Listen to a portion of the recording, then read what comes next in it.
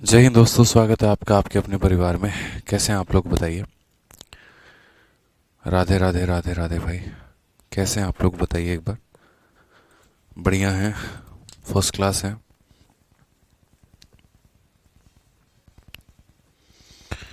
All okay है, audio video clear है।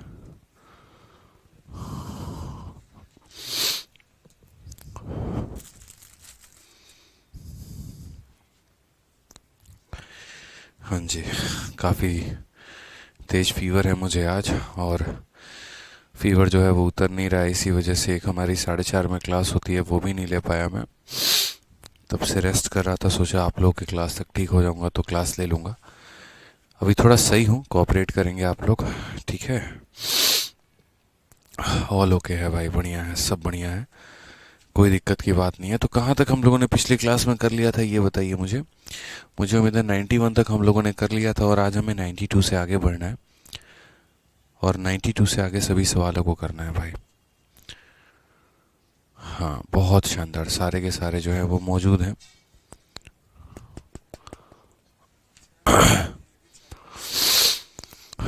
बहुत शानदार भाई, बहुत अच्छे।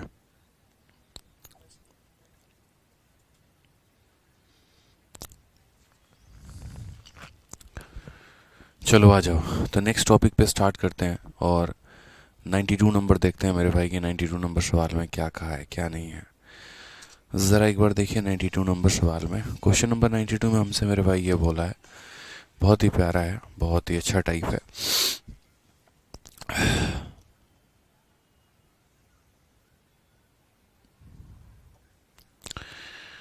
तो अगर हम बात करते हैं यहाँ पे, ठीक है, तो सबसे पहले क्या है कि 5,000 रुपये को डिवाइड किया गया है दो भाग में इस तरीके से कि simple interest on first part for 4 all 1/5 year at इतना percent is double the simple interest on second part for 2 all 3/4 year at 4% per annum. The ratio of second part to first part is, यानी कहने का मतलब 5,000 की राशि को दो प्रकार में भागा जाता है, मतलब इसको दो भागों में बांट दिया जाता है।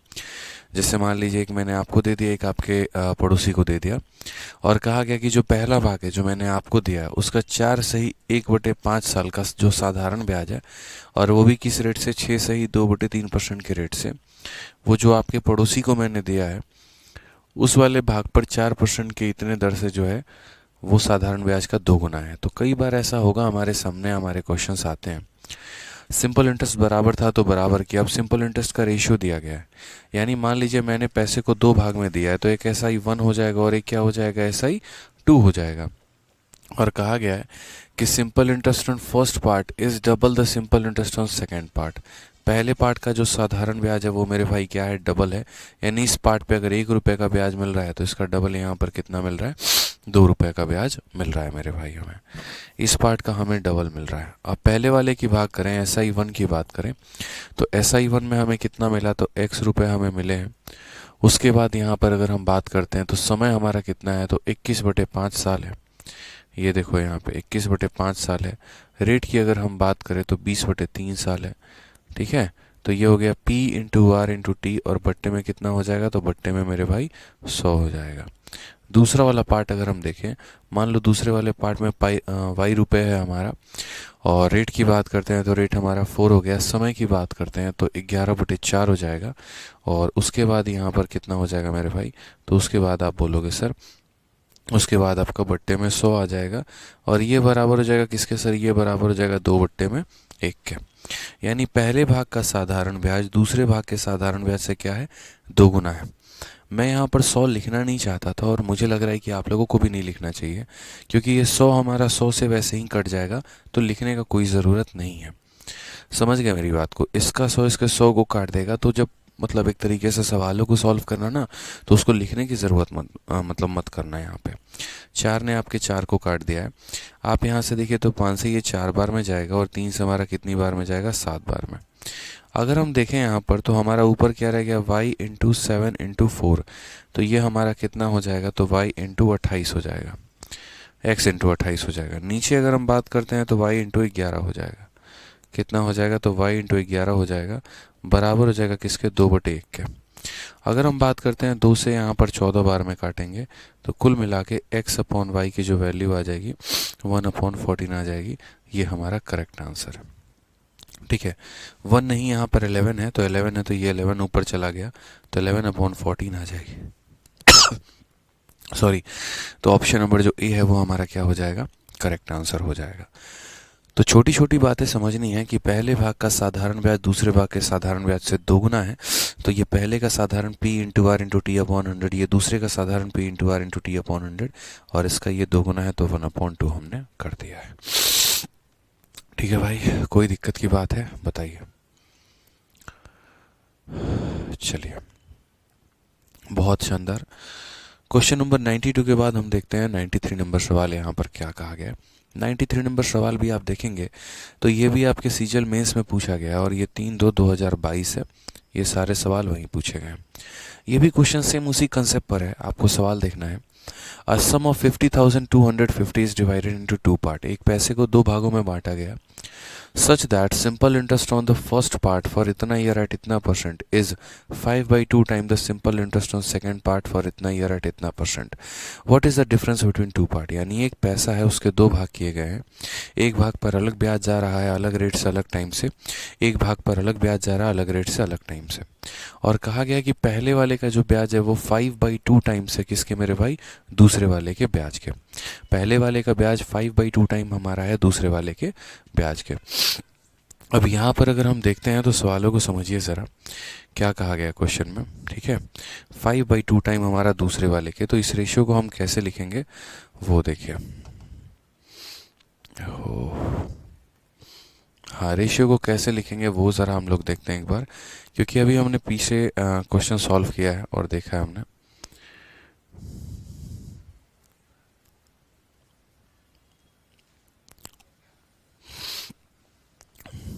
चलो एक बार कमेंट बॉक्स में बताना इस शीट में टोटल कितने क्वेश्चन है, सिंपल इंटरेस्ट के शीट में कितने क्वेश्चन, एक बार कमेंट बॉक्स में बताइए ज़रा आप लोग। ठीक है, तो मैंने यहाँ पर क्या कहा, मैंने देखो सवाल में कुछ ऐसा कहा गया है कि simple interest on first part, इस तरीके से देखिए यहाँ पे लिखा गया है कि simple interest on first part is 5/2 time the simple interest on मेरे भाई सेकेंड पार्ट। ये हमसे क्वेश्चन में कहा गया। ठीक है, साफ तौर पे देखेंगे simple interest on first part is 5/2 time the simple interest on second part. ठीक है, तो बहुत ही बढ़िया तरीके से अब यहाँ पर हमें लिखना है। पहले भाग का साधारण ब्याज हमारा कितना होगा, तो पहले भाग का प्रिंसिपल हम x मान लेते हैं, उसका रेट हमारा कितना दे रखा है, तो उसका रेट पहले भाग का देखो पूरा का पूरा लिखते चलो यहाँ पे। तो पहले भाग के प्रिंसिपल को आप कितना मान लीजिए, x मान लीजिए। पहले भाग वाले में रेट हमारा कितना है, देखो यहाँ पे 8 × 3 24 और एक 25/3 हो जाएगा, तो यहाँ पर लिख दोगे 25/3। उसके बाद पहले भाग वाले का जो टाइम है 7 × 2 14 एक 15/2 हमारा हो जाएगा, तो वो लिख लो। ये बराबर हो जाएगा किसके, y/2, और यहाँ पर किसके मेरे भाई, तो दूसरे भाग के दूसरा। तो यहाँ पर दूसरे वाले का प्रिंसिपल क्या लिख देंगे, जैसे यहाँ पर x ना लिख के आप ऐसे x ही रहने दो, कोई दिक्कत नहीं है। लो x अगर है ना तो x रहने दो, और यहाँ पर अगर हम बात करते हैं तो ये हमारा हो जाएगा 5/2। दूसरा वाला प्रिंसिपल कितना है, तो मान लो y, ये नहीं हो गया। देखो साधारण ब्याज लिखना है तो p इंटू आर हमारा कितना है, तो आर हमारा 8 है, और इंटू हमारा टी कितना है, तो 5 हो गए 20 एक 21/4 है। साथ में यहाँ पर क्या हो जाएगा, तो यहाँ बट्टे में 100 हो जाएगा, यहाँ बट्टे में 100 हो जाएगा, वो बट्टे के 100 हमारे कट जाने वाले हैं। तो इसका देखो p into R into T upon 100, p into R into T upon 100, upon का 100 को काट देगा, इसीलिए मैंने नहीं लिखा है। बड़े प्यार से हमें यहाँ पर इस सवाल को टैकल कर लेना है, कोई दिक्कत नहीं है यहाँ पे। जैसे मान लीजिए 3 से आपने कितनी बार में काट लिया, तो 3 से आपने 5 बार में काट लिया।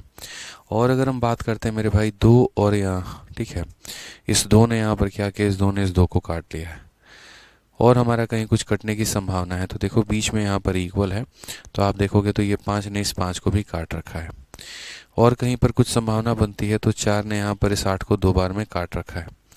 अब मैं यहाँ पर क्या करूँगा, तो यहाँ पर x को लिखूँगा, ठीक है, और वहाँ वाला y उठकर यहाँ नीचे चला आएगा। यहाँ हमारे पास क्या बचेगा, तो यहाँ ऊपर में हमारे पास बचेगा 21 × 2, यानी कितना हो जाएगा, 21 × 2 हमारा 42 हो जाएगा। यहाँ पर कहीं पर कुछ बचा हुआ है तो बोलोगे 25 बचा है, वो यहाँ नीचे चला जाएगा। यानी दोनों पैसे का जो अनुपात है हमारा वो 42 और 25 का है। दोनों पैसे का जो अनुपात है हमारा वो 42 और 25 का है। तो हम यहाँ पर बोलेंगे कि 50,250 रुपये, ये जो 50,250 रुपये हैं ये तो मेरे भाई दोनों में बांटा गया है, यानी ये कितने का वैल्यू है, तो 42 + 27 की वैल्यू है। ये जो है मेरे भाई 42 + 27 यानी दोनों का सम है, 42 + 27 की वैल्यू है। और हमसे कितने का मान पूछा है, तो कहा गया है what is the difference between the two part, उन दोनों पार्ट के बीच का अंतर। तो यानी 42 - 25 की वैल्यू पूछी गई है। ठीक है, 25 है यहाँ पर, 27 नहीं है। तो पहली बात यहाँ पर अगर हम बात करते हैं तो ये जो दिया गया इन दोनों का जोड़ है, इन दोनों का जोड़ हमारा कितना है, तो 67 है। और हमसे जो पूछा गया इन दोनों का डिफरेंस पूछा गया है, यानी कितने का मान पूछा गया, 17 का मान पूछा गया है। ये हमारा क्या हो जाएगा मेरे भाई, तो ये हमारा आंसर हो जाएगा। 67 से इसको काटिए यहाँ पर सबसे पहले, 67 से कितनी बार में कटेगा, तो पहले अगर हम बात करते हैं तो 67 से अगर हम इसे देखते हैं कितनी बार में, 7 7 49, 7 6 42 और 4 46, 469, 31 2 33, 335, 7 5 35 और ये हो जाएगा। ठीक है, 75 बार में ये पूरा का पूरा जाएगा, ये इसे 75 बार में और 0 बार में ले जाएगा। उसके बाद 0 का 0 रहेगा, 17 5 85 का 5 8, 17 7 कितना हो जाएगा, 119। ठीक है, और 119 और 8 कितना हो जाएगा, 127। 12750, option number B for Baahubali. बाकी अगर आपको डिजिटल सम लगाना था तो डिजिटल सम के माध्यम से भी ऑप्शन नंबर बी को आप आंसर दे सकते थे। तो ऐसे सवाल जो है मेरे भाई रहते हैं आपके पेपर में, जहाँ पर साधारण ब्याज का जो है कुछ ना कुछ यहाँ पर संबंध दिया जाता है, कुछ ना कुछ संबंध मेरे भाई यहाँ पर दिया जाता है। ठीक है, समझ गए मेरी बातों को। यहाँ पे एक बच्चा कह रहा है सर 17 कैसे आया। बच्चे देखिएगा, ये जो वैल्यू दी गई है ना, ये दोनों का सम है, यानी 42 + 25 की वैल्यू दी गई है, यानी 67 की वैल्यू दी गई है। और जो हमें पता करना है वो क्या पता करना है, तो 42 - 25 यानी 17 की वैल्यू हमें पता करनी है। ठीक है, कोई दिक्कत की बात है यहाँ पे। बहुत शानदार, बी फॉर बाबू सोना, क्या बात है, क्या बात है। एक बार मैंने कहा था आप लोग कमेंट बॉक्स में बताने को कि टोटल कितने सवाल हैं शीट में। ठीक है, चलिए आ जाइए नेक्स्ट क्वेश्चन की तरफ बढ़ते हैं। अगला सवाल हम लोग देखते हैं। ठीक है, ये एक और क्वेश्चन है हमारे पास। बहुत शानदार, बहुत शानदार। चलिए, 112 सवाल हैं, बच्चे बता रहे 112 सवाल है। चलिए देखते हैं, आज की क्लास थोड़ी हो सके तो मैं लंबी ले लूँ। ठीक है, और जहाँ तक हो पाए वहाँ तक हम लोग क्वेश्चंस को करते चलें। बस आप लोग बड़े शांति से, शालीन तरीके से, प्यार तरीके से जो है वो पढ़ते रहिएगा। ठीक है, आराम आराम से मैं आप लोग को पूरा जो है ये कंप्लीट करा दूंगा, आप लोग निश्चिंत रहो।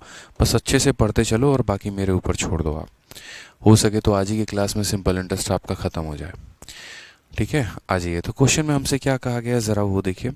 तो क्वेश्चन में मेरे भाई सबसे पहले सवाल में हमसे यहाँ पर ये बोला है कि 5,000 रुपये को डिवाइड किया गया है 2 भाग में, such that simple interest on first part for इतना ईयर एट इतना percent is double the simple interest on second part for इतना ईयर एट इतना परसेंट। यानी ये भी सवाल आसान है कि एक पैसा है 5,000 रुपये और उस पैसे को मेरे भाई 2 भागों में बांटा गया है। पहले वाले भाग का ये हमारा रेट है और ये हमारा समय है। ठीक है, और दूसरे वाले भाग पर ये रेट है और ये समय है। तो पहले वाले भाग का साधारण ब्याज डबल है हमारे दूसरे वाले भाग के। क्वेश्चन में हमसे दोनों भाग का डिफरेंस पूछा है। क्या इस सवाल को आप कर पाएंगे, नहीं कर पाएंगे, बताइए। हो जाएगा ना, कोई दिक्कत की बात, सेम पीछे वाले क्वेश्चन की तरह है। तो आप यहाँ देख सकते हैं किस कंसेप्ट पर हमारे कितने सारे क्वेश्चन पूछे गए। ये क्वेश्चन हम आपको दे रहे हैं पीजीडब्ल्यू के नाम पे, ये आपको बना लेना है और कोई डाउट आएगा तो आपको हमारे डाउट ग्रुप में पूछ लेना है। ठीक है, आ जाइए। तो हमारा कंसेप्ट ऑफ रेशियो ऑफ मतलब सिंपल इंटरेस्ट हमारा ख़त्म होता है, जहाँ पर आप साधारण ब्याज का एक तरीके से रेशियो देखते थे। अब आपको यहाँ से सीखना है कंसेप्ट ऑफ इक्वल अमाउंट। क्या सीखना है? Concept of equal amount. जैसे मान लीजिए आपने किसी पैसे को दो अलग अलग लोगों को दिया आपने, ठीक है, और दोनों का ब्याज बराबर नहीं होता है। अब दोनों का हमारा अमाउंट बराबर होता है, यानी पहले वाले व्यक्ति को जितना मिश्रधन मिलता है उतना ही दूसरे वाले व्यक्ति को भी मिश्रधन मिलता है। तो वैसे स्थिति में हम सवालों को कैसे बनाएंगे? ठीक है, अच्छे सवाल बनते हैं, सीधा मेंस लेवल के क्वेश्चन यहीं से आते हैं, यहाँ से प्री लेवल का क्वेश्चन नहीं आता। जैसे ये सवाल को आप देखिए क्या कहा गया, यदि ए द्वारा साधारण ब्याज पर वार्षिक 10% की ब्याज की दर से 3 वर्षों के लिए 9100 रुपये का निवेशित करके प्राप्त की गई धनराशि बी द्वारा साधारण ब्याज पर वार्षिक 8% की ब्याज की दर से 5 वर्षों के लिए एक निश्चित राशि पर निवेश करके प्राप्त की गई राशि के बराबर है, तो बी द्वारा निवेश की गई राशि का 90% क्या होगा? इंग्लिश में भी आप पढ़ लीजिए, if the amount obtained by A, यानी ए का जो अमाउंट होगा बाय investing 9100 for 3 year at a rate of 10% per annum on simple interest, यानी is equal to amount obtained by B on investing a certain sum of money for 5 year at a rate of 8% per annum on simple interest, then 90% of the sum is। यानी इस question में अगर हम कहें तो हमसे यहाँ पर कहा गया है कि अमाउंट ऑफ ए क्या कहा गया है? अमाउंट ऑफ ए जो होगा वो बराबर होगा मेरे भाई किसके? अमाउंट ऑफ बी के। अब आप मुझे एक बात बताओ मेरे भाई, अमाउंट हम कैसे लिखते हैं? अगर मान लीजिए कि रेट हमारा 10% है, सपोज करिएगा, और समय हमारा 3 साल है, ठीक है, तो हम अमाउंट कैसे लिखेंगे? तो हम यहाँ बोलेंगे कि सर अमाउंट जो आएगा ना वो हमेशा क्या होता है? अमाउंट होता है प्रिंसिपल प्लस ब्याज। याद रखना, प्रिंसिपल अपने आप में कितना परसेंट होता है? तो प्रिंसिपल अपने आप में 100% होता है, और ब्याज जो होता है वो रेट इंटू टाइम यानी 10 इंटू 3 30 होता है। तो इसीलिए जो हमारा अमाउंट आएगा वो हमारा अमाउंट कितना होगा? तो 130% होगा। हमारा अमाउंट कितना होगा? तो 130% होगा। तो अगर हम यहाँ बात कर रहे हैं अमाउंट के बारे में, मिश्रधन के बारे में, तो मिश्रधन हमें कितना मिल रहा है? 130% का मिल रहा है, ठीक है। तो इसीलिए अमाउंट का मतलब क्या हो गया? पैसा और प्लस ब्याज आपका। अब हम ए के पास चलते हैं और ए के पास पहुंचते हैं। हमने ए से कहा बेटा ए तुमने कितने रुपए निवेश किए? तो इसने कहा 9100। कितने सालों के लिए किए? तो 3 सालों के लिए। और किस रेट से मेरे भाई किया? तो 10% से किया।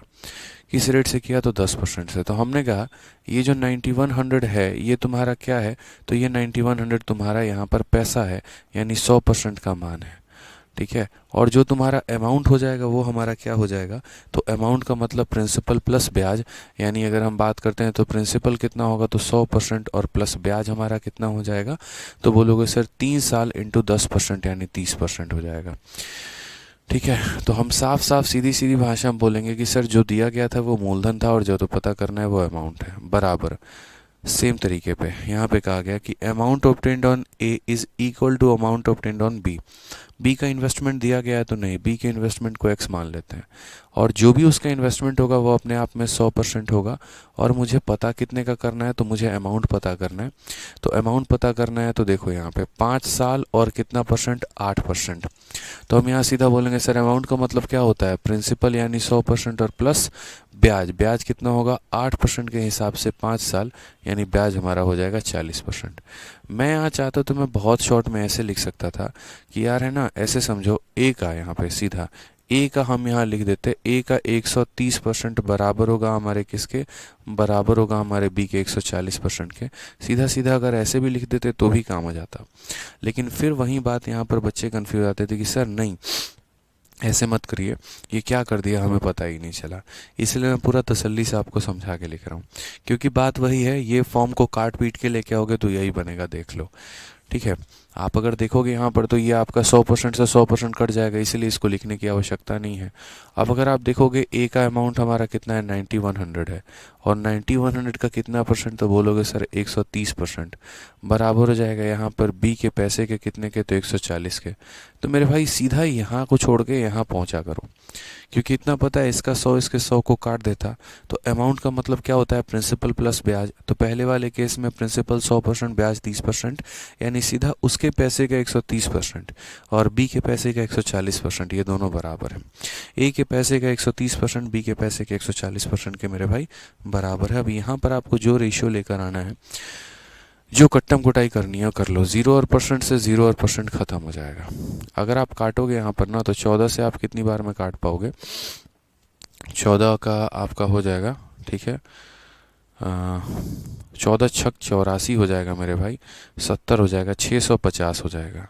उसके बाद अगर हम बात करते हैं 13 पचे 65, 13 छक 78, और यहाँ पे 8450 जो है ये हमारा x का मान हो जाएगा, ये सेकंड वाले का पैसा हो जाएगा। ऑप्शन नंबर जो है डी फॉर देवसेना हमारा करेक्ट आंसर है। ठीक है, कोई दिक्कत की बात है? साधारण ब्याज को ख़त्म करने के बाद हम लोग इसका इंस्टॉलमेंट पढ़ेंगे, ऐसा इंस्टॉलमेंट। ठीक है, और साधारण ब्याज के बहुत ऐसे क्वेश्चन हैं जो सिंपल इंटरेस्ट की जगह कंपाउंड इंटरेस्ट से रिलेटेड हैं, तो वो हम यहाँ पर ना पढ़ के कंपाउंड इंटरेस्ट में हम पढ़ेंगे। इसीलिए कंपाउंड इंटरेस्ट में टोटल आपको 167 क्वेश्चन आपको देखने को मिलेगा, और वो भी थोड़ा अच्छे अच्छे लेवल का होगा आपको। ठीक है, तो इसीलिए पहले आप साधारण ब्याज पढ़ लीजिए, इसमें इतना ही 112 सवाल है, फिर इसके इंस्टॉलमेंट में हमारे क्वेश्चन है, और तब उसके बाद हम आपको ले चलेंगे सिंपल इंटरेस्ट में मेरे भाई, सॉरी कंपाउंड में। आ जाइए, 96 नंबर सवाल हमसे क्या कहा है। 96 नंबर सवाल की अगर हम बात करें तो बहुत ही प्यारा सवाल है। यहाँ पे क्वेश्चन में हमसे कहा गया है, देखिएगा क्वेश्चन में हमसे कहा गया 21,750 रुपये को इन्वेस्ट किया गया है। इंग्लिश में भी पढ़ लीजिए, हिंदी में भी। 21 यहाँ पे एक व्यक्ति अपने दो बच्चे जिनकी आयु 9 वर्ष और 13 वर्ष है, उनके बैंक खाते में 21,750 रुपये की धनराशि इस प्रकार निवेशित करता है कि 21 वर्ष की आयु होने पर 4.5% वार्षिक दर से इनको समान धन प्राप्त होंगे। छोटे बच्चे का भाग हमारा कितना होगा? 21,750 रुपये is invested by person in the bank account of his two son. दो बेटे हैं, पहले वाले का एज हमारा 9 साल है, दूसरे वाले का एज हमारा 13 साल है। इस तरीके से यहाँ पे कि दे विल गेट इक्वल अमाउंट, ये शब्द बड़ा ज़रूरी है यार। आप जब परीक्षा में कोई सवाल आएगा, जब आप उसे पढ़ोगे तो आपको कैसे पता चलेगा किस कैटेगरी का वो क्वेश्चन है। इक्वल अमाउंट का क्वेश्चन है, इक्वल एसआई का क्वेश्चन है, रेशियो ऑफ एसआई है, तो वो ऐसे ऐसे शब्द आपको बताते हैं। They will get equal amount at age of 21 year. ठीक है, at a rate of 4.5% per annum find the share of younger child. यानी मेरे दो बेटे हैं, एक छोटा बेटा है और एक बड़ा बेटा है। दोनों बेटे जब मेरे 21 साल के हो जाएंगे ना, तो दोनों का पैसा बराबर हो जाएगा। दोनों बेटे जब मेरे 21 साल के हो जाएंगे तो दोनों का पैसा जो हो जाएगा वो हमारा क्या हो जाएगा? बराबर। अच्छा, एक सेकंड रुक जाओ, एक सेकंड रुक जाओ। पीछे वाले क्वेश्चन में 95 में है ना, हमें टोटल पैसा नहीं बताना था। हमारा जैसे x का वैल्यू इतना आ गया, तो क्वेश्चन में हमसे कहा गया था 90% of the sum invested by B. 90% of the sum invested by B, तो यहाँ पर जो करेक्ट आंसर होगा ना मेरे भाई, वो हमारा क्या होगा? इस संख्या का 90% यानी 8450 का मेरे भाई 90% हमें बताना था। तो इसका 90% बताना था यहाँ पर, तो क्या करेंगे? इसको 9 से मल्टीप्लाई करके जो है 9 इंटू 5, इक्याई के स्थान पर 5 एक ही ऑप्शन में है और वो ऑप्शन नंबर बी में, तो इसका correct answer option number B होगा। क्योंकि पीछे वाले क्वेश्चन में हमसे ये नहीं कहा था कि बी का शेयर बताओ, बी के शेयर का 90% बताओ, तो बी का शेयर जितना भी आया था उसका हमें 90% बताना था। इस बात का ध्यान रखिए, ऐसी छोटी मोटी गलतियाँ कभी आपसे भी हो सकती हैं, तो ऐसी गलतियों से सावधान रहे, सचेत रहे। ठीक है, आ जाइए, चलिए अपने सवाल पर आते हैं वापस से। तो जैसे मैंने यहाँ पर कहा कि मेरे दो बेटे हैं और मैं दोनों बेटों के अकाउंट में कुछ ना कुछ पैसा मैं निवेश करता हूँ, और दोनों का जो मेरा अमाउंट हो जाता है वो बराबर हो जाता है। ठीक है, कि इन्वेस्टेड बाई पर्सन टू सन। ठीक है, तो पहले बेटे का यहाँ पर अगर हम बात करें तो पहले बेटे का जो हमारा अमाउंट होगा वो मेरे भाई बराबर होगा किसके? दूसरे बेटे के अमाउंट के। ठीक है, तो व्यक्ति ने कितना इन्वेस्ट किया? 21,750 रुपये इन्वेस्ट किए, दो सन के अकाउंट में इन्वेस्ट किया। एक 9 साल का है, एक 13 साल का है। देख लीजिएगा, एक 9 साल का है और उसके बाद एक हमारा 13 साल का है। और 21 साल होने पे क्या होने पे? तो 21 साल होने पे साफ तौर पे कहा गया कि दे विल गेट इक्वल अमाउंट। अब मैं आपसे ये बात पूछना चाहता हूँ कि जैसे मेरा जो छोटा वाला बेटा है वो कितने साल का है? तो बोलोगे सर 9 साल का है। और मैंने कहा जब वो 21 साल का हो जाएगा ना, तो LIC वाले उसे पैसा दे देंगे, मैच्योरिटी अमाउंट दे देंगे। तो 21 साल होने में उसे कितने उम्र लग जाएंगे? तो बोलोगे सर उसका पैसा जो है बैंक ने कितने सालों तक अपने पास रखा है? 12 सालों तक। दूसरा वाला बेटा जो मेरा 13 साल का है, वो भाई 21 साल होगा, तो उसके पैसे कितने साल के लिए निवेश होंगे? तो सर 21 में से 13 घटा दीजिए, यानी 8 साल के लिए इसका पैसा निवेश होगा। ठीक है। तो हमने यहाँ पर क्या कहा, हमने यहाँ पर कहा कि यार जो बेटा 9 साल का है उसका बैंक 12 साल तक पैसा अपने में फंसाए रखेगा, और जो बेटा 13 साल का है उसका बैंक 8 साल तक अपने पास फंसाए रखेगा। यानी पहले वाले बेटे का जो हमारा पैसा इन्वेस्ट हुआ है वो कितने सालों के लिए, 12 साल के लिए, और दूसरे वाले का जो पैसा इन्वेस्ट हुआ है वो 8 साल के लिए। अब हम आते हैं, तो मान लीजिए पहले वाले बेटे का पैसा हमारा x रुपए था, ये अपने आप में प्रिंसिपल है, यानी कितने परसेंट की वैल्यू है, तो 100% की वैल्यू है। और अमाउंट की बात करते हैं तो अमाउंट का मतलब हो जाएगा प्रिंसिपल प्लस ब्याज, और ब्याज हमारा कितना हो जाएगा, तो बोलोगे सर देखो रेट आपका कितना है, 4.5%, तो ब्याज की बात करते हैं तो प्रिंसिपल प्लस रेट हमारा 4.5 हो गया, और समय हमारा कितना हो गया, तो समय हमारा 12 हो जाएगा, बराबर। दूसरे वाला बच्चा कितना है, y मान लो उसके पास पैसा है, और जो भी पैसा है वो 100% का मान है, उसका अमाउंट लिखना है, तो अमाउंट का मतलब क्या हो जाएगा, प्रिंसिपल प्लस ब्याज। ब्याज हमारा कितना है, तो बोलोगे सर 4.5 साल है, और इंटू हमारा कितना है, तो इंटू हमारा 8 साल है। समझ गए इस बात को यहाँ पे। तो इस सवाल में अगर हम देखें तो कहा गया था दोनों बच्चों का जो अमाउंट आएगा वो बराबर आएगा, दोनों बच्चों का जो अमाउंट आएगा वो क्या आएगा, बराबर आएगा। तो इसका अमाउंट लिखने का तरीका क्या है कि ये जो x है ये प्रिंसिपल है, यानी 100% का मान है, तो अमाउंट क्या हो जाएगा, principal plus rate into time, यानी बोलते हैं ना प्रिंसिपल प्लस RT। ये इसका पैसा है, यानी प्रिंसिपल 100% का है, तो अमाउंट क्या हो जाएगा, प्रिंसिपल प्लस RT। और आप लोग तो मुझे लगता है ना कि देखो जो मैं स्टेप नंबर 2 लिखूंगा आपको डायरेक्ट वो लिखना चाहिए, ऊपर वाला तो लिखना ही नहीं चाहिए, क्योंकि मैंने कहा 100 से आपका 100 खत्म। आप लोग सीधा ऐसे लिखा करो सर 100 इंटू 4.5 का 12 गुना, तो 4 का 12 गुना ऐसे समझ लो, 12 इंटू 4 48, और 12 का आधा 6, तो यहाँ पर ये 54 हो जाएगा 54, और 54 में 100 जोड़ दो तो कितना 154। तो x का 154 बराबर होगा किसके, y के कितने परसेंट के, 8 का 4 गुना 32, 8 का आधा गुना 4, तो 32 और 4 36, यानी y के कितने के, तो y के हमारे 136% के। आपको सीधा इतना फास्ट लिखना चाहिए कि x का इतना परसेंट y के इतने परसेंट के मेरे भाई बराबर है, फटाफट वहीं पे। अब यहाँ से जो आप काट सकते हैं, जैसे मान लीजिए कि आपका किससे कटेगा, 11 से कटेगा नहीं, तो आप यहाँ पर काटेंगे 2 से 77 बार में जाएगा, और 2 से अगर आप काटेंगे 6 बार में और 8 बार में। और मेरे भाई यहाँ पर जो है कोई कॉमन फैक्टर मुझे नहीं दिख रहा है, आपको दिख रहा हो तो बताइए। तो यहाँ से x अपॉन वाई की वैल्यू जो है बड़े प्यार से 68/77 आ जाएगी, यानी जो हमारे दोनों पैसे हैं उनका अनुपात कितना है, तो 68 और 77 का है। क्वेश्चन में यहाँ पर क्या कहा गया, find the share of younger child. ठीक है, यहाँ पर find the share of younger child की छोटे वाले बेटे का जो हमारा शेयर है वो हमारा कितना है। तो हम यहाँ पर बोलेंगे सर देखिए बात ऐसी है, यहाँ पे जो हमारा पैसा दिया गया है वो हमारा 21,750 रुपये दिए गए। अब ये 21,750 रुपये हमारा क्या है, दोनों का सम है यहाँ पे। ठीक है, तो यानी कितने का मान है, तो 145 का मान है। और हमसे पूछा गया है शेयर ऑफ यंगर चाइल्ड, यानी छोटे वाले का। तो छोटा वाला हमारा कौन था, तो छोटा वाला हमारा x था, क्योंकि देखो छोटा वाला का कैसे पता चलेगा, जिसके पैसे ज़्यादा समय के लिए निवेश हुए हैं वो छोटा वाला है, और जिसके पैसे 8 साल यानी कम समय के लिए निवेश हुए हैं वो बड़ा वाला है। यानी हमें किसकी वैल्यू पता करनी है, x की, यानी कितने की वैल्यू पता करनी है, 68 की। तो हम यहाँ पर किसका मान पता करेंगे, तो 68 का मान हम पता करेंगे। 145 से अगर आप देखेंगे तो 145 से पहले आप काटिए तो एक बार में 145 हो जाएगा, 55 7 62 10 72 725 725 अगर हम काटेंगे तो कितनी बार में हो जाएगा भाई, 50 25 5 के 20, हाँ ये आपका जाएगा 5 बार में। तो 15 इंटू 68 आपका हो जाएगा 15 × 120, 12 मन में 15 × 90 और 102, 1020 करेक्ट आंसर है कि कितना हो जाएगा हमारा, तो 1020 हो जाएगा। हालांकि एक और चीज़ है यहाँ पे, ठीक है, और एक ज़ीरो हो जाएगा ना आपका, ये हो जाएगा correct answer. Option number A जो है बिल्कुल हमारा सही उत्तर है। तो हमें यहाँ पर है ना, देखो मैं आप लोगों को क्या कह रहा हूँ, ये मैंने ऊपर वाली लाइन आप लोगों को समझाने के लिए लिखी है। जो बच्चा समझदार है वो बहुत फटाक सीधा यहीं पर लिख सकता है, और 1 लाइन 2 लाइन और 3 लाइन में इस सवाल को निपटा सकता है।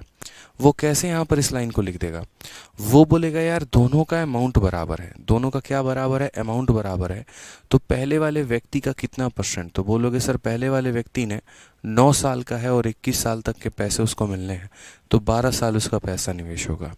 1 साल में 4.5% मिलेगा, तो 12 साल में 54% मिलेगा, इसलिए पहले वाले व्यक्ति का 154% बराबर होगा। दूसरे वाले का पैसा कितने साल तक निवेश रहेगा, 8 साल तक। एक साल का पैसा 4.5, तो 8 साल का पैसा कितना हो जाएगा, 36%। इसलिए दूसरे वाले के 136 के बराबर। तो पहले वाले का इतना परसेंट, दूसरे वाले के इतने परसेंट के बराबर, दोनों का हमने यहाँ रेशियो लिख दिया।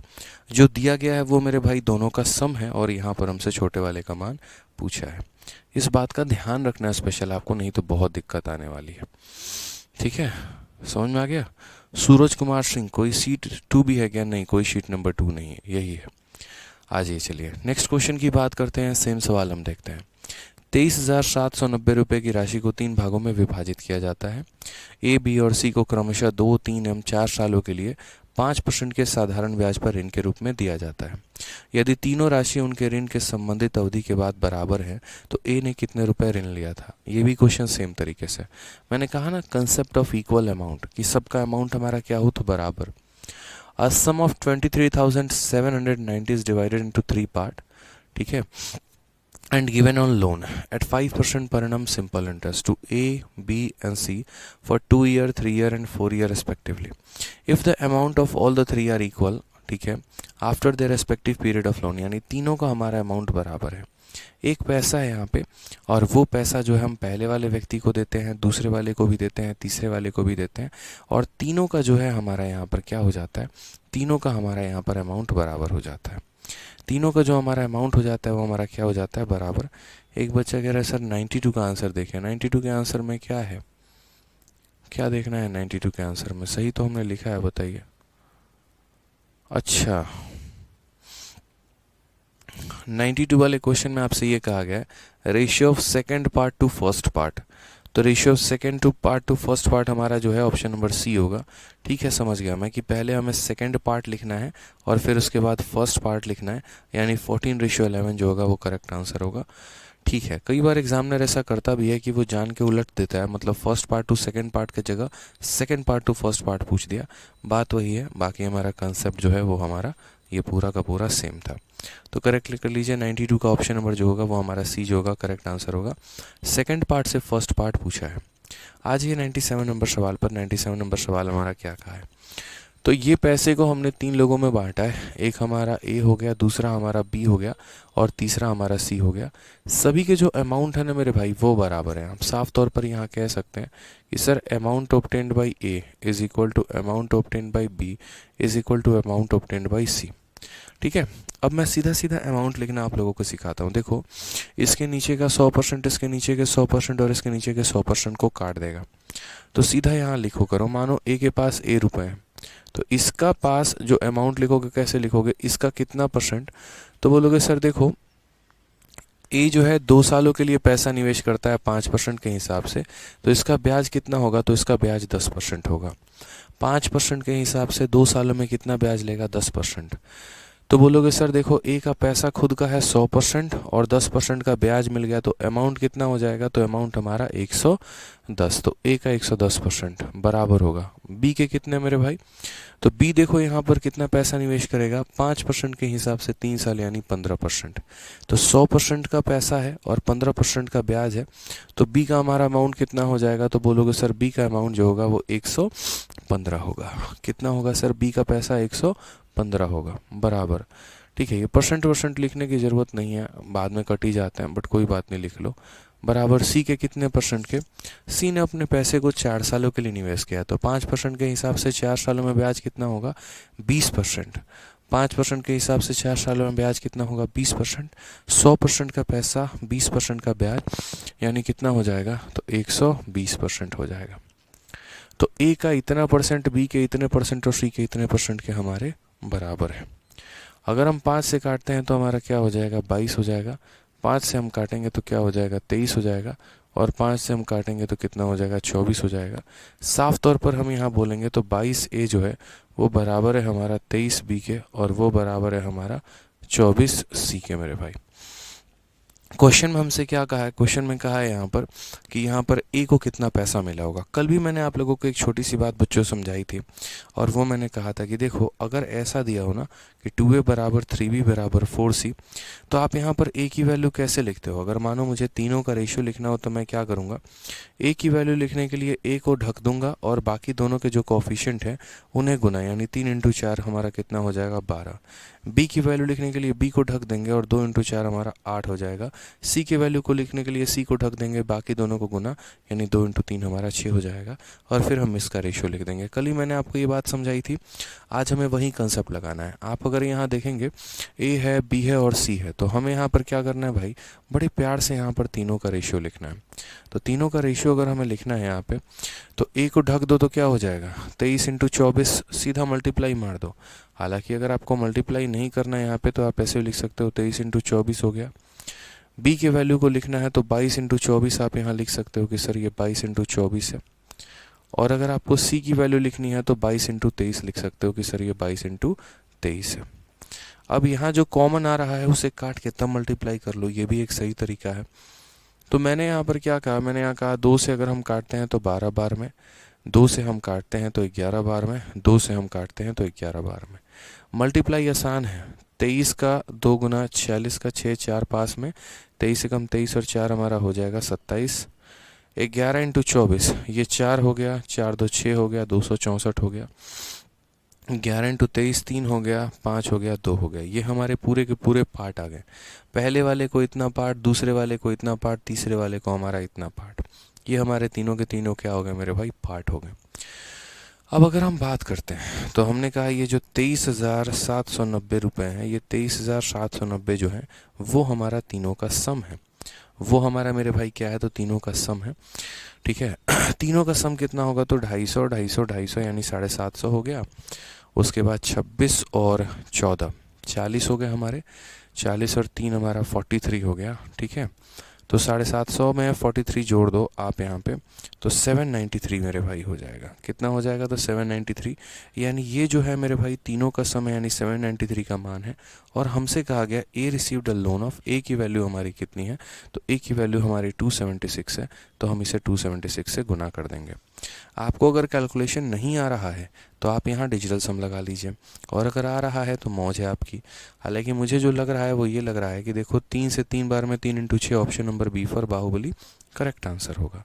कैसे करेक्ट आंसर होगा वो मैं आपको बताता हूँ। मैं पूरा काटना जानता ही नहीं, मुझे लगा यार ये है ना संख्या, इसे कितनी बार में काट देगी, तो ये संख्या इसे 3 बार में काट देगी, 3 और 0, क्योंकि 3 को 3 से गुना करने पर 9 आ जाएगा, और 3 × 6 हमारा 8, यानी क्या के स्थान पे वही होगा।